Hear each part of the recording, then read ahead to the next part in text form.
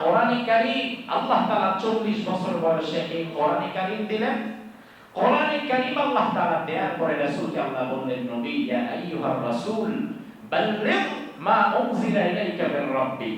নবী হে, বিগত 23 বছর 17 থেকে 40 আপনি আপনার নিজস্ব চিন্তা থেকে সমাজ সংস্কার করতে চেয়েছিলেন, কিন্তু আপনার কার্যক্রম সফল হয় নাই। এখন আমি আপনাকে একটা কিতাব দিলাম, একটা ফর্মুলা দিলাম। এই কিতাব দিয়ে এখন আপনি আবার নতুন করে সমাজ সংস্কারের জন্য কাজ করেন। আল্লাহর হাবিব 40 বছর বয়স থেকে নিয়ে মৃত্যুর আগ পর্যন্ত নবুয়তের জীবনে হায়াত পেয়েছিলেন 23 বছর। কয় বছর? তাহলে রাসূলের দাওয়াতি জিন্দেগি কিন্তু দুইটা, একটা নবুয়তের আগে, একটা নবুয়তের পরে। নবুয়তের আগে 17 থেকে 40, নবুয়তের পরে 40 থেকে 63। নবুয়তের আগেও 23, নবুয়তের পরেও 23। কোরআন আসার আগেও 23, কোরআন আসার পরেও 23। কোরআন আসার আগে আল্লাহর হাবিব 23 বছর সময় নিয়ে যে দাওয়াত দিয়েছিলেন, এই দাওয়াতে সমাজ সংস্কার হয় নাই, অন্যায় অবিচার অত্যাচার দূর হয় নাই, বৈষম্য দূর হয়ে যায় নাই, জুলুম বন্ধ হয়ে যায় নাই, ইনসাফ প্রতিষ্ঠিত হয় নাই। কিন্তু কোরআন দিয়ে রাসূলুল্লাহ যখন দাওয়াত দিলেন, 23 বছরের ব্যবধানে গোটা দুনিয়া থেকে জাহালাত দূর হয়ে গিয়েছে। সুবহানাল্লাহ। এতে প্রমাণ হয় বর্তমানে যারা সমাজ সংস্কার করতে চায়, বর্তমানে যারা বৈষম্য দূর করতে চায়, বর্তমানে যারা ইনসাফ প্রতিষ্ঠা করতে চায়, বর্তমানে যারা মানুষের ন্যায্য অধিকার প্রতিষ্ঠা করতে চায়, তারা যদি নানান জনের নানান কথা শুনে নানান তন্ত্রে মন্ত্রে বিশ্বাসী হয়ে সমাজ সংস্কার করতে আসে, কোনোদিন সফল হবে না। তাদেরকে যদি সফল হতে হয়, বৈষম্য যদি দূর করতে হয়, ইনসাফ যদি প্রতিষ্ঠা করতে হয়, তাহলে কোরআনের কাছে আসা লাগবে। তার কারণ হচ্ছে মুহাম্মদ ইবনে আব্দুল্লাহ কোরআন ছাড়া 23 বছর সমাজ পরিবর্তনের জন্য চেষ্টা করেছে, সফল হয় নাই। কিন্তু মুহাম্মদুর রাসূলুল্লাহ যখন 23 বছর কোরআন দিয়ে দাওয়াত দিয়েছে, তখন সফল হয়ে গিয়েছে। আল্লাহ বুঝিয়ে দিয়েছেন দুনিয়ার মানুষেরা সমাজ পরিবর্তনের জন্য আমার নবী নবুয়তের আগে 23 বছর কাজ করেছে, সফল হয় নাই। আমার নবী যদি কোরআন ছাড়া 23 বছর দাওয়াত দিয়ে সফল না হয়, তুমি তাইলে কোন ছাতার পাতা, তুমি সফল হবা কিভাবে? তোমাকে যদি সফল হতে হয়, তাহলে একটি কিতাবের কাছে আসতে হবে। সেই কিতাবটার নাম কি? আল কোরআন। প্রিয় ভাইরা আমার, রাসূলুল্লাহ সমাজ বিপ্লব করেছিলেন দুটো জিনিসের মাধ্যমে। কয়টা জিনিস? 5টা মিনিট সময় সর্বশেষ। আমাদের মুহতারাম বসে আছেন, ভালো করে শুনেন। আমি কথা বলতাম না, যেহেতু নাম উঠিয়ে দেয়া আছে, যার ফলে 5টা মিনিটে শেষ করছি। রাসূলুল্লাহ সমাজ সংস্কার করেছিলেন, সামাজিক বিপ্লব করেছিলেন, মানুষকে অন্ধকারাচ্ছন্ন মানুষগুলোকে আলোকিত মানুষ বানিয়েছিলেন দুটো জিনিসের মাধ্যমে। কয়টা জিনিসের মাধ্যমে? এক নাম্বারটা তো শুনলেন। প্রথম যে জিনিস, সেই জিনিসটার নাম হচ্ছে আল্লাহর কোরআন। নাম কি? তার মানে আমরা বুঝে নিলাম, যদি আমরা সমাজ পরিবর্তন চাই, যদি আমরা চাই আমাদের দাওয়াত মানুষ গ্রহণ করুক, যদি আমরা চাই জুলুম বন্ধ হোক, ইনসাফ প্রতিষ্ঠা হোক, তাহলে আমাদেরকে প্রথমত দাওয়াত দিতে হবে কোন কিতাব দিয়ে? বলে বলেন। দ্বিতীয় নাম্বার হচ্ছে হুসনে খুলক, উত্তম চরিত্র। আপনি দাওয়াত দিলেন কোরআন দিয়ে, কিন্তু আপনার চরিত্র মাশাআল্লাহ, চরিত্র নাউজুবিল্লাহ, তাই কিন্তু হবে না। উত্তম চরিত্র যার নাই, তার কোরআনের দাওয়াতে কাজ হবে না। কোরআনের দাওয়াতও লাগবে, উত্তম চরিত্রও লাগবে। রাসূলুল্লাহ চাইতে উত্তম চরিত্র আকাশের নিচে জমিনের উপরে আর কারো আছে কি? রাসূল পাক সাল্লাল্লাহু আলাইহি ওয়াসাল্লাম বলেছেন, বুইসতু লিউতাম্মিমা মাকারিমাল আখলাক। উত্তম চরিত্রের পূর্ণতা দানের জন্য আল্লাহ তাআলা আমাকে দুনিয়াতে পাঠিয়েছেন। এজন্য আপনি যদি চান উত্তম চরিত্রবান হতে, আপনার চরিত্র সুন্দর করতে, আমল আখলাক সুন্দর করতে, অমুক নেতার আদর্শ তমুক নেতার আদর্শ লালন করে লাভ নাই। আপনাকে রাসূলুল্লাহর আদর্শে আদর্শবান হতে হবে। কারণ আপনি যেই নেতার পেছনে দৌড়াচ্ছেন, যেই দলের যেই নেতার পেছনে আপনি দৌড়াচ্ছেন, তার কাছে যদি কোরআন এবং রাসূলুল্লাহর সুন্নাহ না থাকে, ওই নেতার দিনের আদর্শ একরকম এবং রাতের আদর্শ একরকম। দিনের চরিত্র একরকম, রাতের চরিত্র একরকম। কিন্তু একমাত্র নেতা, বিশ্বনবী বলেছেন, লাইলুহা কানাহারিহা সাওয়া, আমার দিনও যেমন আমার রাতও তেমন, আমার দিনের বেলায় যা দেখো বলে দাও, রাতের বেলায় যা দেখো বলে দাও। এই কথা দুনিয়ার বুকে রাসূলুল্লাহ ছাড়া অন্য কোন মানুষ বলতে পারবে না। আল্লাহর হাবিব সাল্লাল্লাহু আলাইহি ওয়াসাল্লাম সফররত অবস্থায় একাকী ছিলেন। পথিমধ্যে ক্লান্ত হয়ে একটি গাছের নিচে রাসূলুল্লাহ শুয়ে পড়লেন। ঘুমিয়ে গেলেন, তলোয়ারটা গাছের উপরে ঝুলিয়ে রেখে। ইন দ্য মিন টাইম দূর থেকে একজন মুশরিক সে দেখতে পেল যে মুসলমানদের নবী মুহাম্মদ বিশ্রাম করছে। সে চলে আসলো গাছের কাছে, তলোয়ারটা টান দিয়ে নামিয়ে চিন্তা করলো এটা আমার একটা বেস্ট চান্স, এটা কাজে লাগাই। রাসূলুল্লাহর নাক মোবারক বরাবর তলোয়ারটা ধরে রাসূলুল্লাহকে ডাক দিয়ে বললেন, এ মুহাম্মদ ওঠো। আল্লাহর হাবিব উঠলেন, উঠে দাঁড়িয়ে আছেন। ওই মুশরিক সেও তলোয়ারটা রাসূলুল্লাহর গর্দান মোবারক বরাবর ধরে আছে।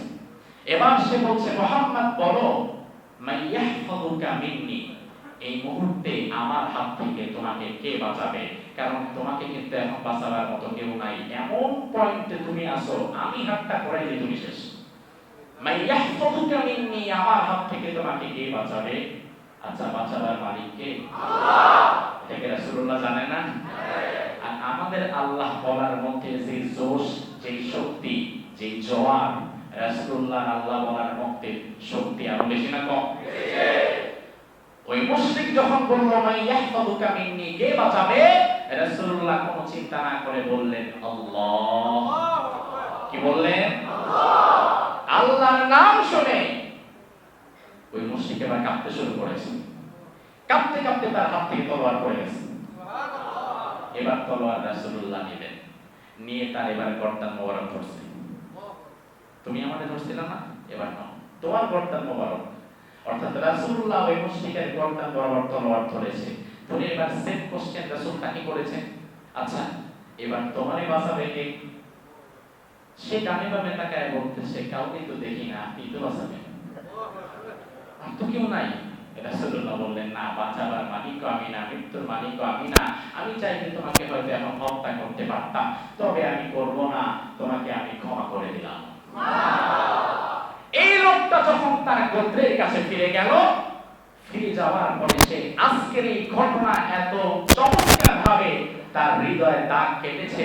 গোত্রের কাছে ফিরে যে সে বলল, জিতুকুম মিন ইনদি খাইরিন নাস, দুনিয়ার সর্বোত্তম মানুষের কাছ থেকে আজকে আমি এসেছি।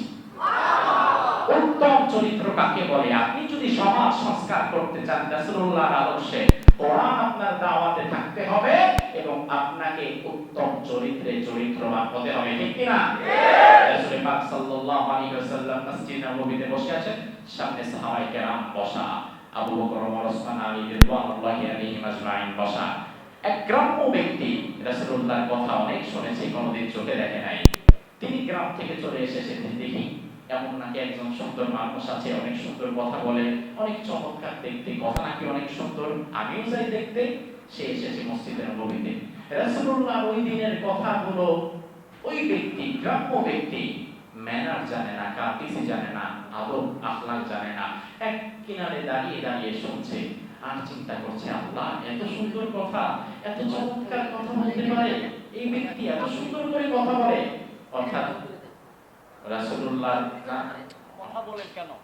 রাসূলুল্লাহর কথা শুনে ওই ব্যক্তি মন্ত্রমুগ্ধ হয়ে গেলেন। চমৎকার কথা, সুবহানাল্লাহ, একজন মানুষ এত সুন্দর কথা বলে কিভাবে?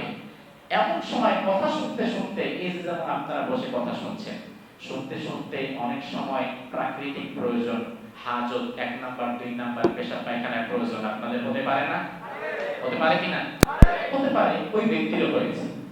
কিন্তু কি করবে না করবে, জীবন কোনোদিন মসজিদে আসে নাই।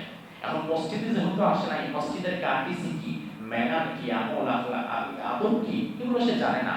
সে চিন্তা করতেছে, আল্লাহ রে, পেশাবের চাপও ধরছে, আবার এত সুন্দর কথা মিসও করতে মন চাচ্ছে না, কি করি না করি। 7-5 ভাবতে ভাবতে এক কিনারে দাঁড়িয়ে মসজিদের ভেতরে কাজ সেরে দিয়েছে।